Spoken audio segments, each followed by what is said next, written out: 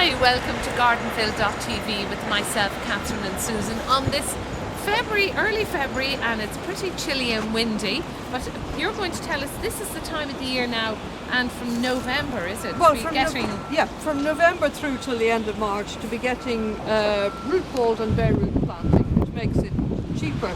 And here we're looking at the Common Yew, Taxus baccata, which makes an excellent hedge, be it in the city, in the country. The joy of it is it's a nice dark green, which I find makes a terrific foil as a backdrop for be it herbaceous planting or other shrubs, that it doesn't jump out ahead of anything. So would you use some hedging like this up against an ugly old wall?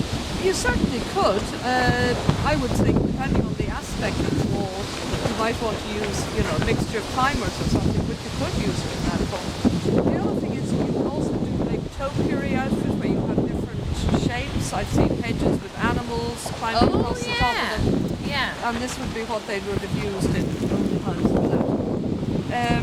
It needs trimming once a year, and ideally you trim it, as I've said before, into that A shape, so you're getting light to the base of the hedge.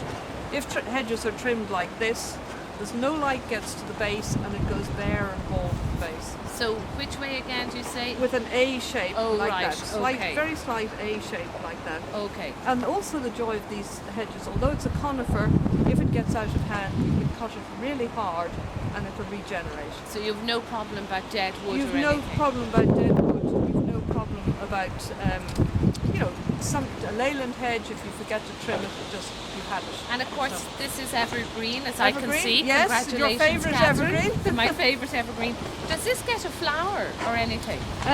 You will have a little red berry on it, so it obviously flowers before that, but it's not significant. And do the birds like it? The birds love the yew berries, but you don't want to eat them yourself because they are poisonous. Okay, right. And you also need to be aware too, if you are in the countryside, that you don't have cattle reaching in to eat it or anything like that. All right, so it is, you have to be careful of where you plant it. You have to be careful of where you plant it, yeah. All right, but okay. it is a very useful hedge. And, how far apart now, just looking at Looking at these here, I would say about 2 feet, 600 but you get millimetres that, apart. is that one plant That's there? one plant there, Oh, right, yeah. okay, so it's So quite I'd say substantial. your other one here, you probably plant these so they were just touching and then they would close up. Ah, right, okay.